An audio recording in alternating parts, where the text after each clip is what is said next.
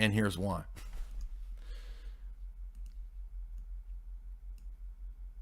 So, what's the number one problem of the guru? Is the number one problem of the guru that he's a grifter? That he is looking for money, looking to make it rain? No. What? No. Then, from the Orthodox perspective, the number one problem of the guru is delusion.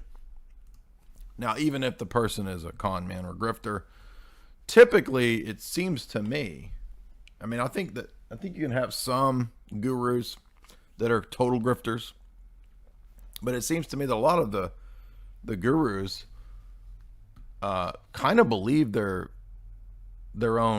huffing their own toots, if you know what I mean, right? I mean, a lot of them seem to believe it, right? They're not just faking, but I think they are liars and fakers too, but they kind of get wrapped up into it. And the reason for this, I think, is because a lot of the experiences that are had are real. So, for example, we were talking a minute ago about evangelical charismatic worship. Okay, well, when you're at some big praise and worship festival or some charismatic church, I mean, is there an energy and a presence that you get into? Sure. Well, that doesn't mean that it's divine, but that can be there, right? Yeah. Okay, so the experiences can be real and they can be very emotional. We talked about this before. I did a stream on delusion. And so the number one problem is delusion, spiritual delusion, because many of these people can have legitimate experiences. Many of them come from drug trips and or meditative states, altered states of consciousness. And so those experiences can be real. But the fact that an experience is real does not mean that it's therefore good, right? Now, I think to our audience, that should be common sense. Okay, well, just because you had an experience doesn't mean that it's a good thing, because perhaps there are deceptive spirits. Perhaps there are demons. Perhaps there are malevolent entities, right? So it's not that all the experiences are fake, and it's not that all the experiences are lies. It's not that all the experiences are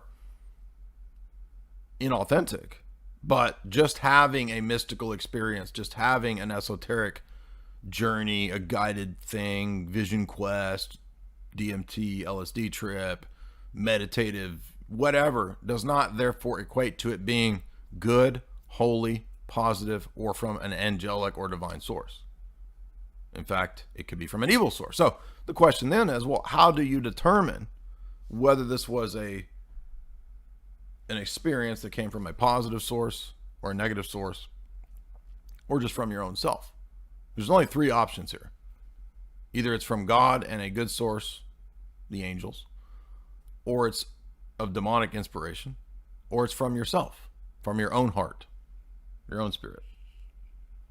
So there's only three possible places it could come from, the experience, if it's an exterior, something that you didn't cause, right? Or even if you did cause it, right? You're one of the three things here. But two of those three can potentially be evil, right? The demons or yourself. So if you or a demonic entity is the source of the experience, then it's entirely plausible that this experience could have been a delusion, something to deceive you, to trick you, even if it felt good. And this is the big thing that I think most people are deluded by, especially if it's like a drug-related trip, right? Oh yeah, man, when I went into the DMT dimension, man, I seen the sister soldier there, man, and she was telling me she was working in league with the Clockwork Elves, and that I was commissioned by the Intergalactic Alien Federation to be their ambassador to Earth, to help the Earth set up a world government. We ought to all come together and depopulate, man. And I know that, after I got out of NAM, when I had that experience, it was real because it felt good. How could something malevolent, how could it feel good? Literally, okay? Go watch 50 of the DMT trip report videos. What does everybody say? The same stuff, dude. They said the same thing that Boomer Garcia just told you, right?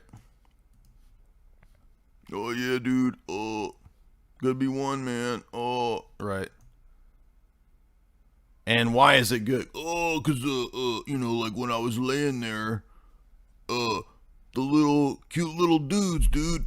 Like, cute little dudes came up to me and they, like, sent me little balls of warm fuzzy and it went all over my body. And it went into my very being. Oh, really? That's why it's good? so the little demon elves gave you little feel goods, and that's why it's good. I'm not joking. You people think I'm joking. That when people talk about their mystical experiences or their trips, this is a common refrain. And when you ask them, how do you know it was good? Oh, it felt good, dude. Well, a lot of things feel good. That doesn't mean it's good because it feels good. It's a big word for you guru new agey people. It's called a non sequitur. It's a big word for y'all, I know, but that means it doesn't follow logically. So the first, again, point is that the experiences can be real.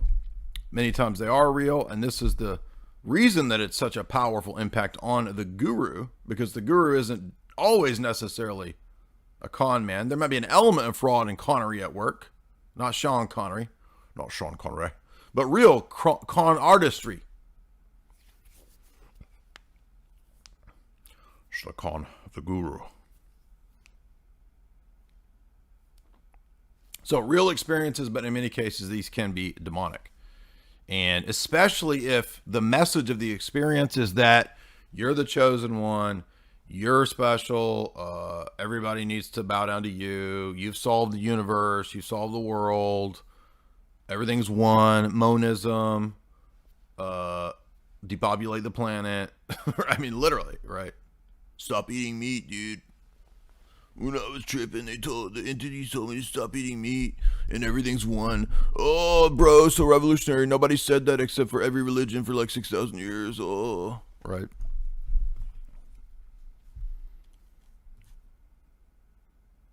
So Prelest, look up Prelest. All right, that's number one. The real experiences dupe the people because they really have them. And I say that from my experience, right? When I saw Walter Matthau's face melting and then I passed out from a bad trip in the